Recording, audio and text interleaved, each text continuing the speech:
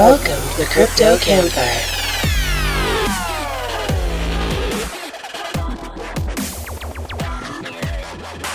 They do their hair toss, check their nails. Baby, how you feeling? They're feeling good as hell. Mitch and the Professor, featuring special guest Al Jaboom. Hey guys, welcome back to another episode of the Crypto Campfire podcast. This is the Professor. And Mitch. And today we're kicking off episode 1 of season 3 with none other than El Jaboom himself. But before we start talking to him, let's grab that crypto news from the Crypto Gent. Thanks, Professor. Hello, Crypto Campfire listeners, and welcome to cryptocurrency news in a flash with the Crypto Gent. Bixin unveils $65 million BTC-denominated fund to get more Bitcoin. New global campaign urges credit card companies to block porn sites, potentially leading the way for cryptocurrency to be used instead. That's like cryptocurrency news in a flash with the Crypto Gent, and it's back to you, Professor. Thanks a lot, Crypto Gent. Well, Mitch, I know this has been a long time coming, and if I recall, I do believe that he was on the short list from the very, very beginning. Yeah. I think it's going to be a fun episode for sure. Yeah, I'm excited. I've been excited since the last couple of days, you know. Been out doing some hard work today and just kept watching the clock. It just wasn't moving quick enough. So, oh yeah, no, this is going to be lit. TikTok. That's right. Right on. Oh yeah, let's bring LJ in. What's going on, man? Welcome to the show. Hello. How you doing, guys? How's everything? Good, man. It's going great. It's good to have you on the show. Absolutely. It's my pleasure as well. It's been like a long time trying to come in this show, though. It has. I remember when we first talked back when we first started the podcast, you were just so busy. I mean, we couldn't get our schedules to match. That's true. Now, due to Corona, I'm sitting home. Right. Everybody's got a little more time. It's actually my second podcast within a week, and I'm really excited. I told Mitch, dude, I'm here. Where are you? Right? Let's get this done. I love it. That's good. So, LJ, let's go way back to the beginning. What actually caused you to run into the world of crypto? And once you found it, what got you hooked on it? Basically, I used to be an online gamer. So I used to play World of Warcraft. And we used to boost and sell the boost using PayPal. But suddenly something came out called Bitcoin. It came from the gaming platform at the start because it was like the easiest way for kids to find a way to pay since it's not easy for them to access a PayPal or Visa and MasterCard. So someone came and he told me, hey, can I buy a boost? I said, okay. He told me I can pay you, I think it was like a few hundred Bitcoins, 300, 400, something like that Bitcoins. So I told him, what is Bitcoin? He told me, it's something good. Tomorrow it will be very expensive. You can sell it now with the same. So I asked my team or the guild, and they said, well, we have an empty spot. Just get him, no problem. So I said, okay, dude, just give me this Bitcoin. So that's how it started. And then I started giving my team, and, they're just getting it like no one even cared about it. And after a year, we stopped, of course, accepting it because there was no value. And we said, no, we're not going to accept this shit anymore. And after a year, that's actually a fact. After a year, I remember I sold mine for $70, all the Bitcoins that I had. Yeah, I got it in PayPal. I was very happy, actually. I was like, not happy. I was like, fine that I got rid of this shit. Damn. It is down. And the year passed. I went from World of Warcraft to CSGO. I also boosted in CSGO, but again, they're not accepting a Bitcoin. It's not familiar yet. And then by the mid of 2017, right before the hype happened, I have one of my Canadian friends. He told me, dude, I know that you were in Bitcoin before, blah, blah, blah. I said, yeah. He told me it's just rising now. It's just like a few thousand. I said, let me look at it. Then I went buying very few, and then the hype came. I went talking to one of my best friends, which was in the guild, and he had more than 700 Bitcoin back in the day. I sent him a WhatsApp message. He's British, his name Aaron. I told him, dude, do you have your Bitcoin? He told me, I think so, but let me look tomorrow. I'm with my girlfriend. I said, dude, just look now. When the price was 19K. He said, "What's happening?" He told me, no, I'm just gonna look tomorrow, and he stopped answering me. Second day in the morning, he told me, "I just checked. I found I sold them a few years ago or 1 year ago for buying few games from Steam.com." I'm like, "Shit, the price is 19K, dude." He's like, "What?" So again, that was also. I mean, this actually are real stories, guys. We got really wrecked. I mean, that's the fun part. That's the lesson you can learn if you have something that it's you don't have a value for it, and you will sell it for a very cheap price. Just don't sell it, keep it. If it's like, what is $60 back in the days? It was nothing, and yeah, it's not worth it.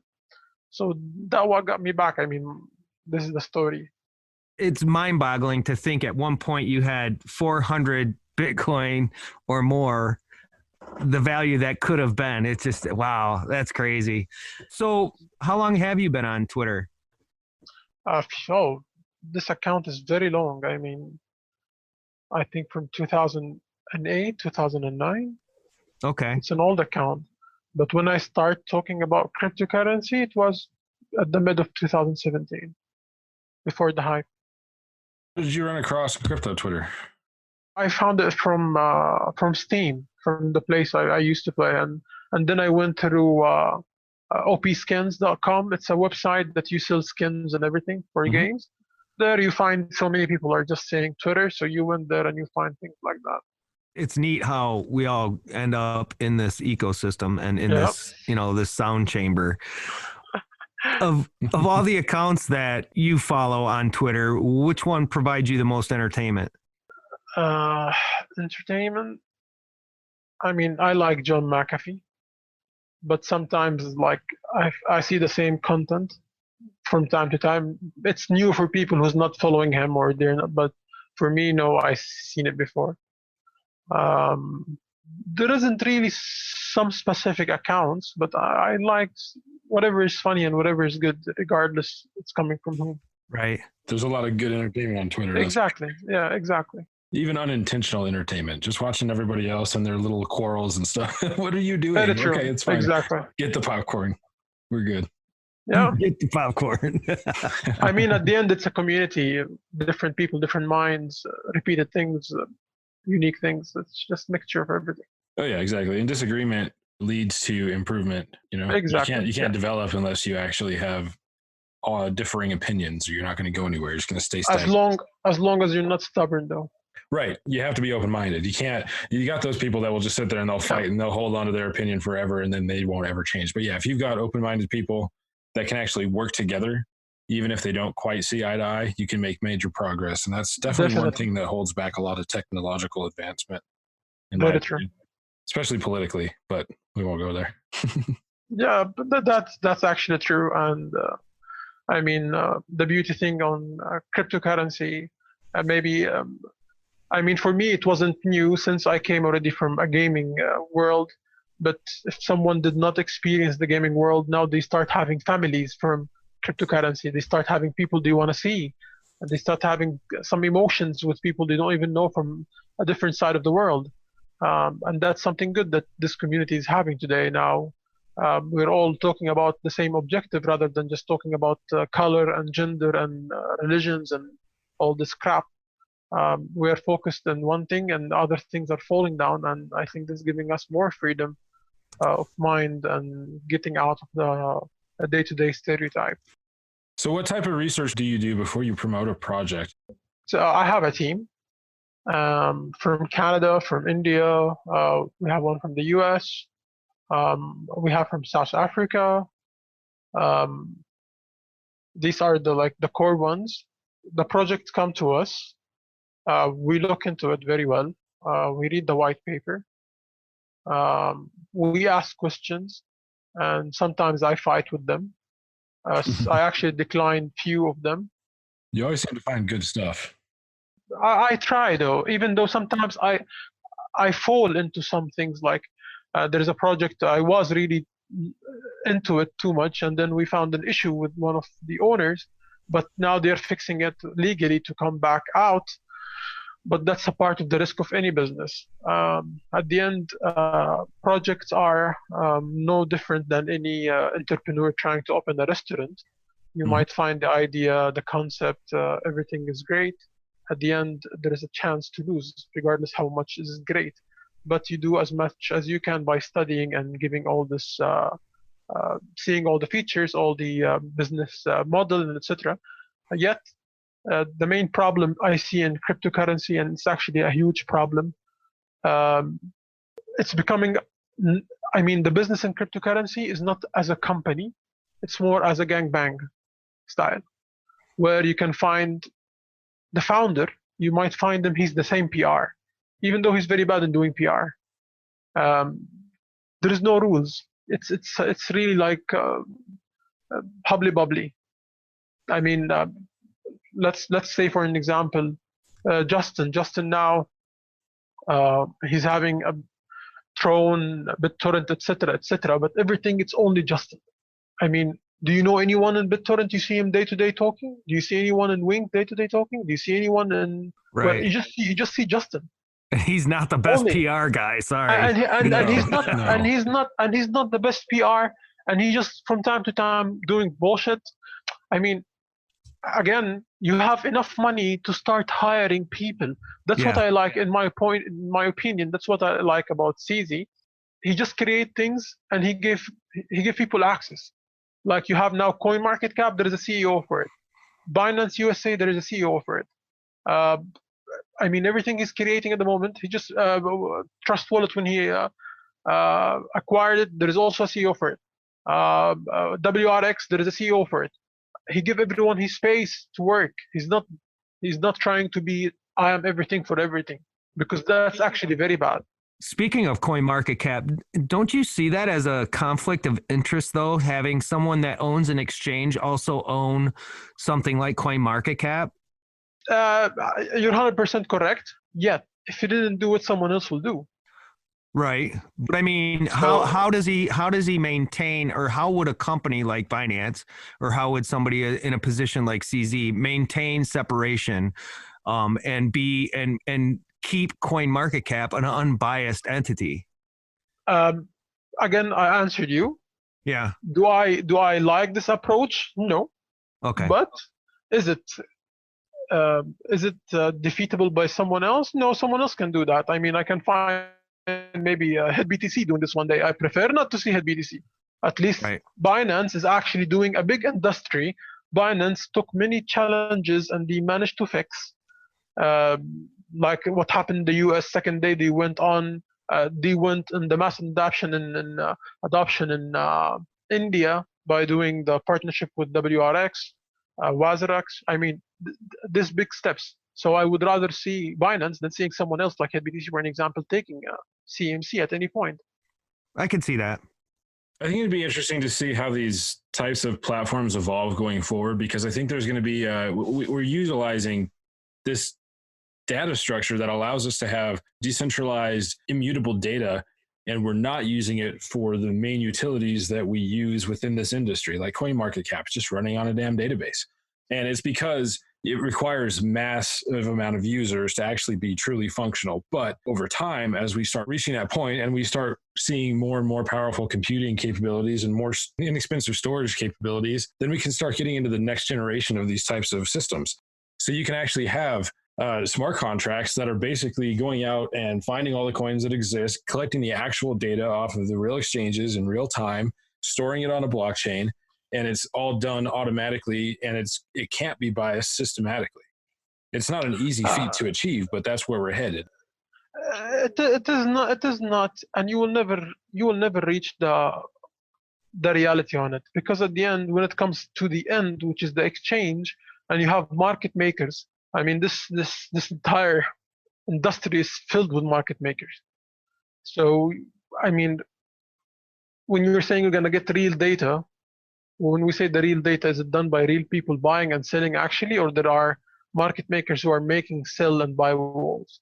Yeah, that's one of the big challenges of it. And that's another thing that is a huge space and opportunity for AI and machine learning going forward, to try and identify just going off of raw transaction data. And again, it's not something true, and it will take time to be there. And I feel it will be there, but it will take time. The main thing is just getting a window into real data rather than just a manipulated version of that window.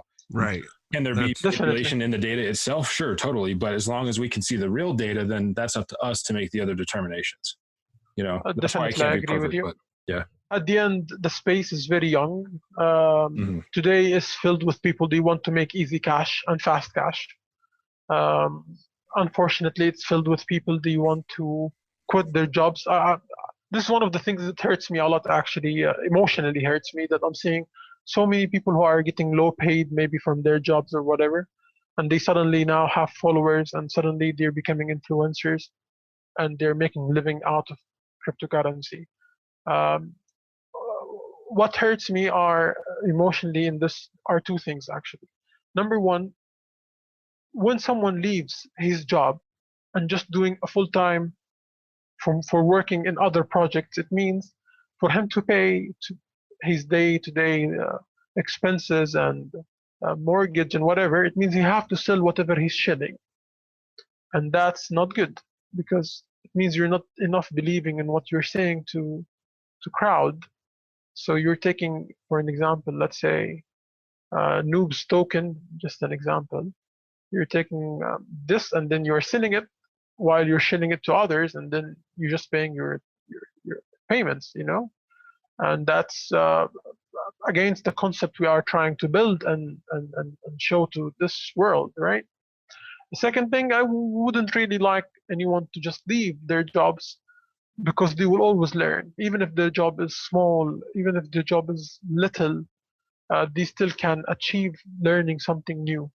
So I think this is the advice I wish I can tell these people, especially when I'm seeing them. They are very young. Some of them are just 20, 21. I don't know how they got enough experience to be out there. But again, because the market is not enough matured, tomorrow when you're going to have people with experience, big businessmen, big business names, all these will be vanished. I'm quite sure a real player will be on the ground. Let me ask you something, Elja, when it comes to anonymity. I remember you and I had a discussion a while back, and it was probably about a year and a half ago, and we talked about anonymity, and you were saying it was one of those things that you thought that was actually holding back adoption, because when things are anonymous, people think there's a lot of shady stuff going on because of that, right? Yep. So why do you choose to stay 100% anonymous? And Okay. when do you see yourself maybe stepping away from that? Okay. When I said about people being anonymous, I'm the one I'm talking about, or my focus at that time until today, I'm talking if you are a project owner.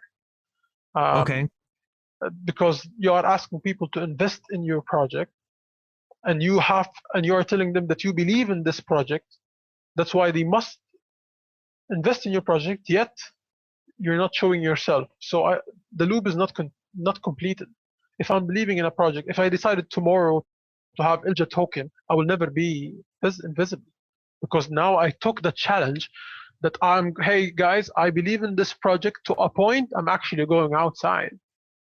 Right. I'm not gonna make you go sell something, invest in me if I'm not, because when I ask them, I'm telling them why you're not showing yourself.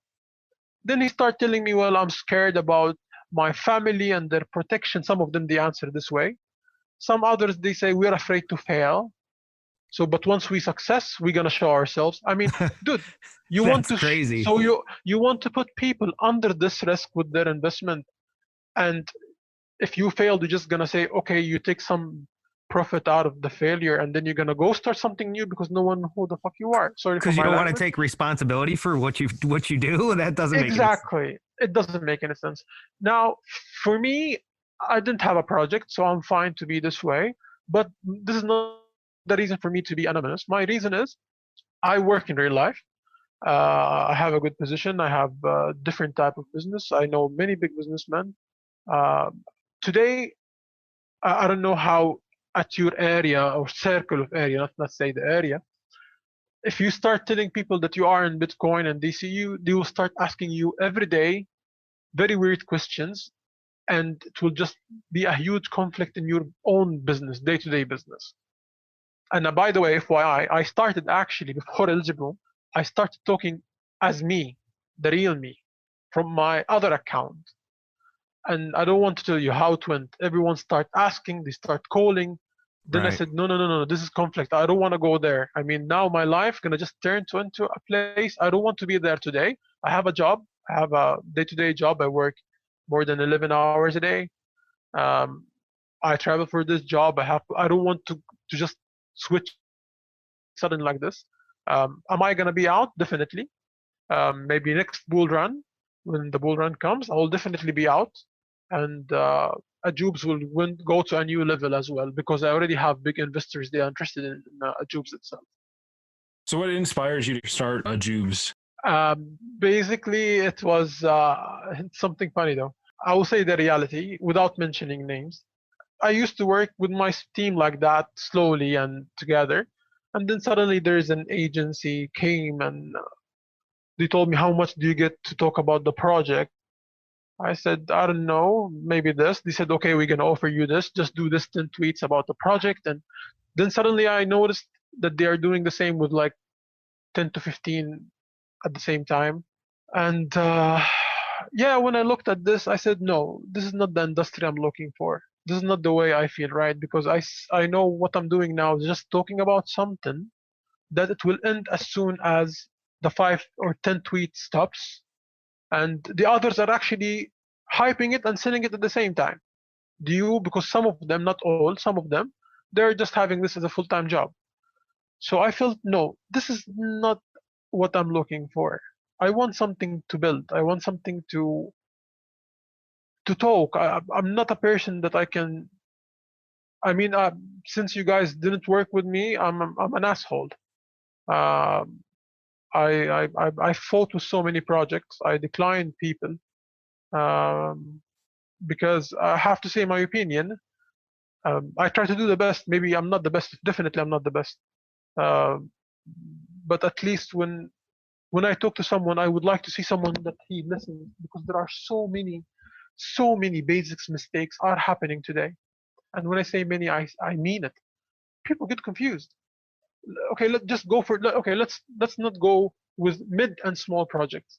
For an example, if we went to Binance, Binance is something huge, right?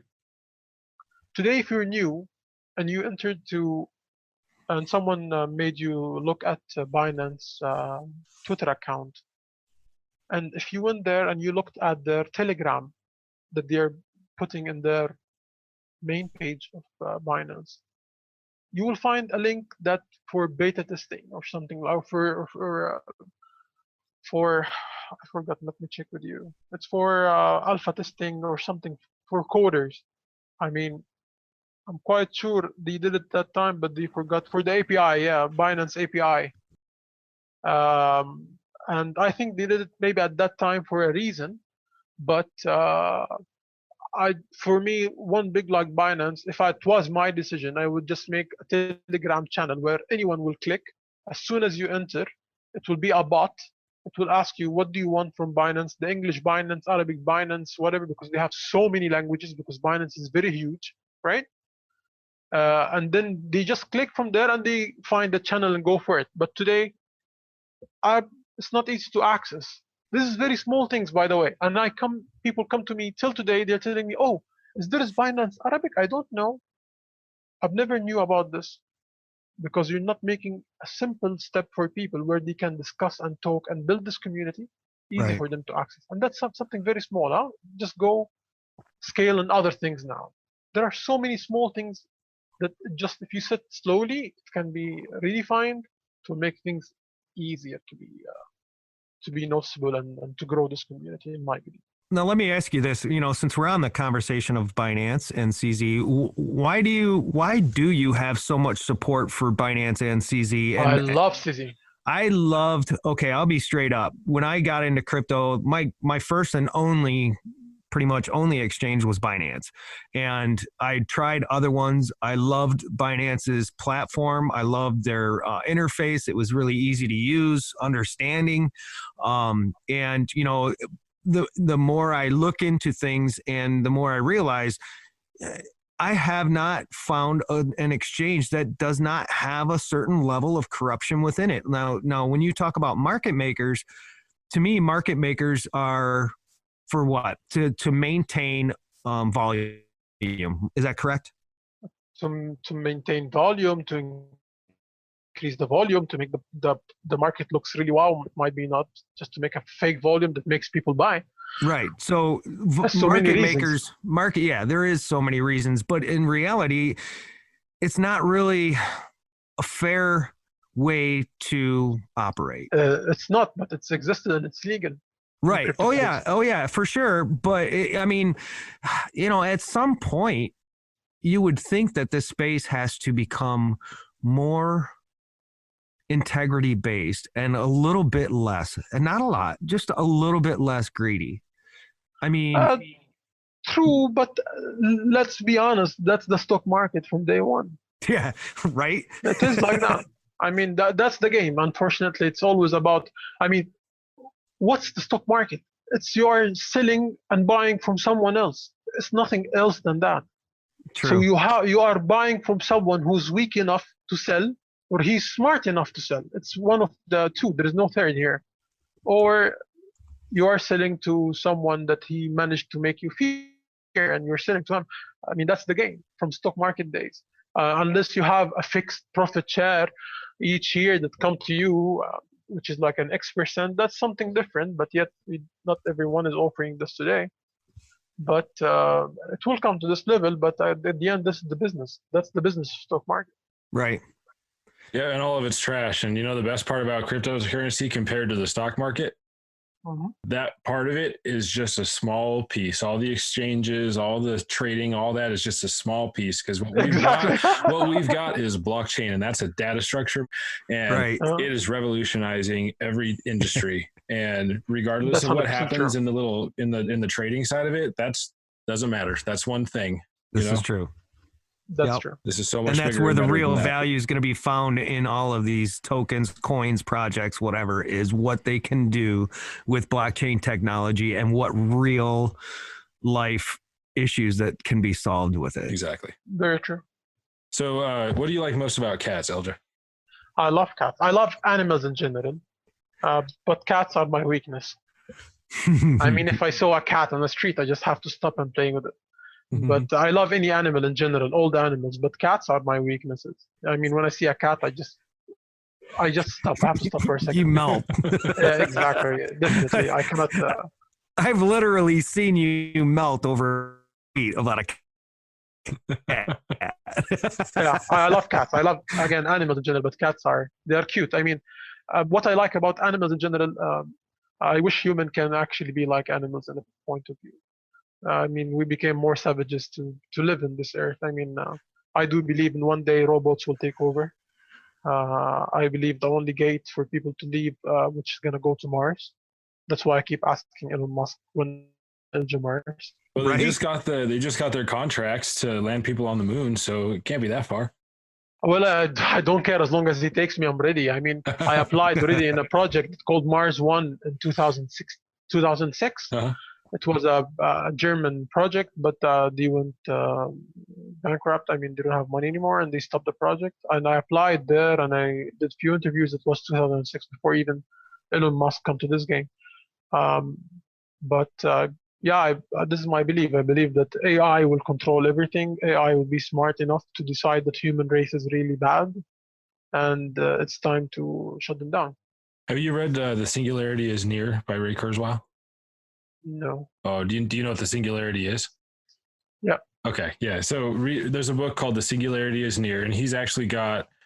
So there was The Age of Intelligent Machines and The Age of Spiritual Machines, which were older books that he wrote, but it's all about the moment in time, the singularity, when humans transcend machines, or rather technology transcends the human being. And so the human has to integrate to be able to keep up and not be overrun by robots and artificial intelligence. They will be overrun. Yeah, exactly. But it's just that it's the point where you have to do that or survive. And obviously we're not going to be able to.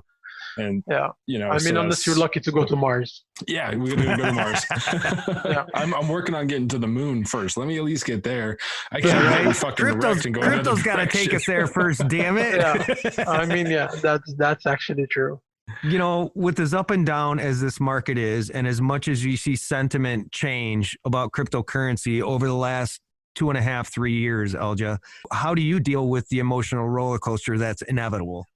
At the beginning, of course, I was sad, but that's the very early beginning of, when things really went smashing like hell. Yeah. But because I actually went sad because I had another issue at that time where I managed to get a few of my real life friends to invest, and they invested heavily, Oh. and they invested in Ripple when it was like $3, and then it went down. So they start telling me I'm the reason behind this shit. Oh God. So what I did at that time, I took their tokens or their coins, and I paid each one of them their money back. So that Oh, was wow. a very a huge loss for me, because imagine you're just taking tokens that they're worth 30 cents and you're paying him $3 each. Right. Jeez. So it was a big loss. Yeah, it was a huge loss. That's actually what made me at that time very upset. I mean, for you to take responsibility for that is just incredible. I'm not gonna act nobly here. Actually, the reason for me to give them the money back because they were fucking annoying. I mean, they turned my life into hell. So I'm not gonna say I was actually noble. I mean, no, it's their fucking decision. But they were so I'll give you your annoying. damn money back. Just get off my ass. They were so much annoying. I remember that day they start screenshotting the CNN and what's happening to Ripple price and blah blah blah. And they just sending me, look what happened. And I'm like, how can I stop this madness? That's all right. When Ripple goes back, when Ripple goes up to $10 a piece, you can give them a what for? 589. $589, right? Yeah. We never got to have the podcast with the lady that was going to tell us how it could magically hit $10,000. Yeah. Yeah, man. Oh, the math, it says it can. I mean, let's be honest. I don't want to really say something bullish or bullshit. Everything is possible. Yes, oh, yeah, for sure. The percentage of people inside crypto are very, very low.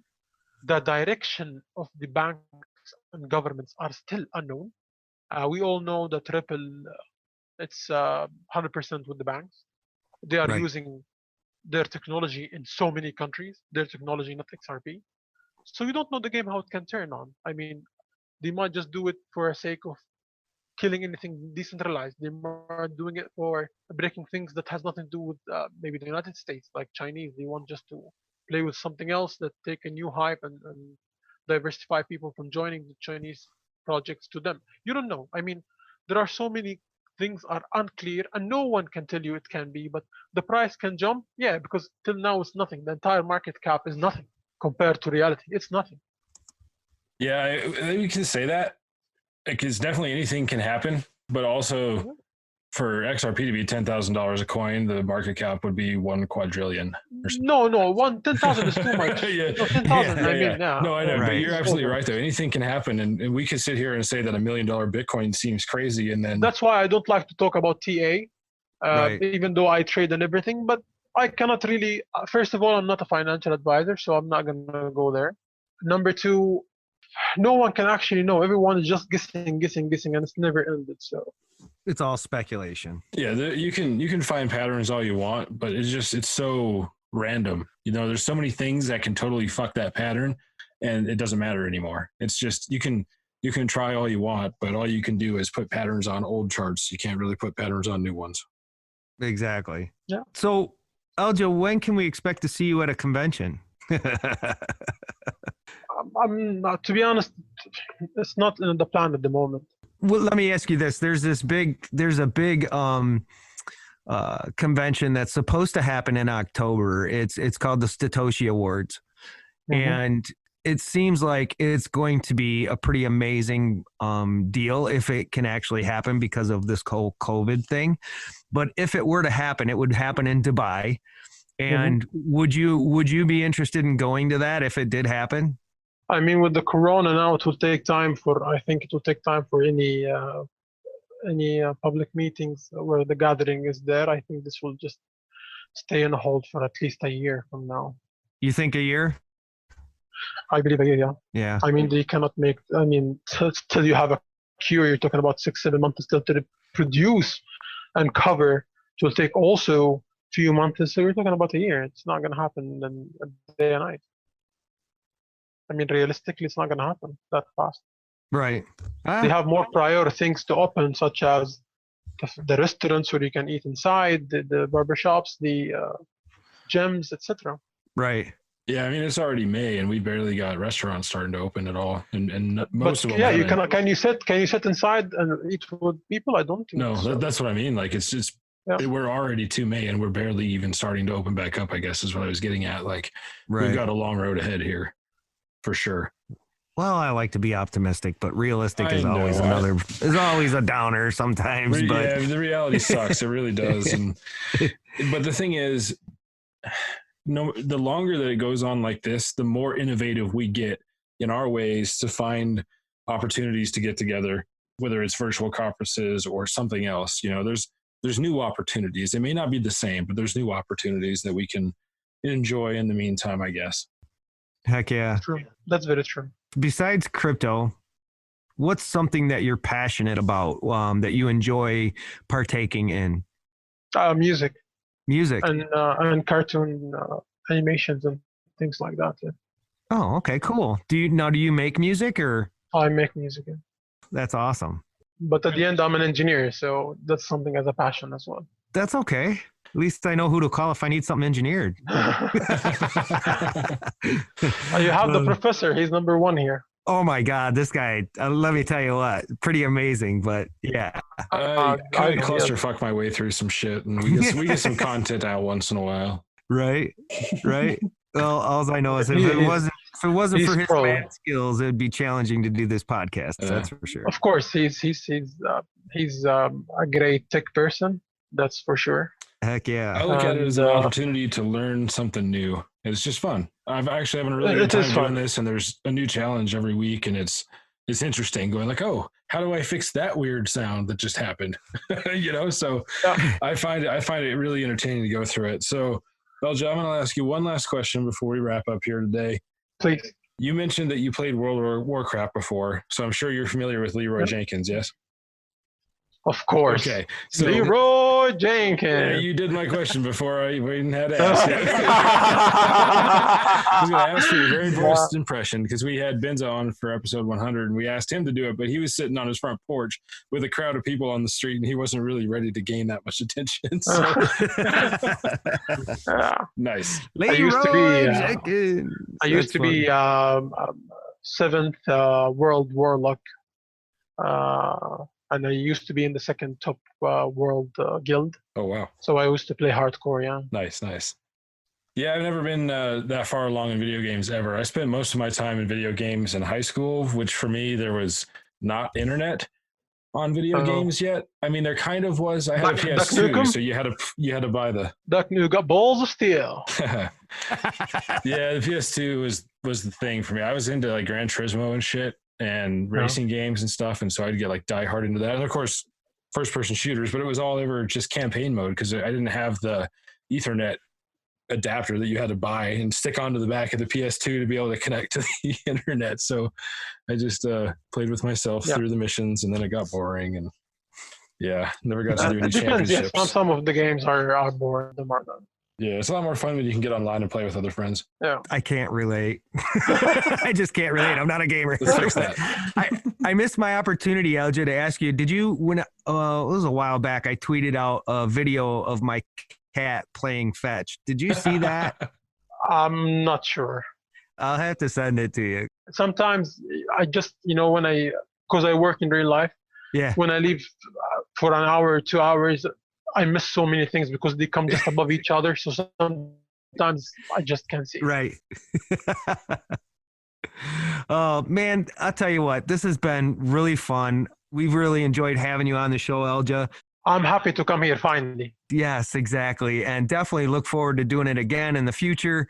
For sure. We don't plan on going anywhere. We're going to stick around for a while. So, who knows what the next year or so is going to bring us, right? Yeah, definitely. So you take care of yourself, sir, and thank you very much, on Twitter, brother. Thank you very much. Have a good day. Thank you. Take it easy. All right. Peace. That was fun. Yeah, that was awesome. Leroy Jenkins. It's just Is all that I how can it think goes? about right now. I don't know how the fuck it goes. I mean, I know how it goes, but I don't know how to make it. I'm not good at impersonations or replicating sounds, singing, talking, whatever, all those things that involve your mouth. Oh man, that was a really fun episode with Eljo. We hope you guys enjoyed that. And it's just been a beautiful weekend this weekend. Got to get some sunshine. Might have got a little too much. It got me a nice farmer's tan going. I have no tan happening at all. We got some sun, but not enough. Man, I'll tell you what. And you rocking out all those releases over the last few days. Kudos, brother. Kudos. It was fun. It was a ride. Yeah. It was definitely a ride for sure. But if you guys get a chance to get out there and use a coin flip ATM, those guys are proud. We're proud to have them as our sponsor for this show and these episodes. So, get out there. I try to get out there at least once a week, if not twice a week. And that's how I get my crypto now, is through coin flip. I need to get one closer to me. I got to go 200 miles to mine, but at least I can go to coinflip.tech and just buy it right from the website when I need to stack up some Bitcoin. So, well, if you get froggy and you're at a gas station near you, just see if they want one. Yeah. What's the deal? God, we'll get a coin flip ATM set up in there, and it'll be nice and close. You guys can go to it and buy some crypto.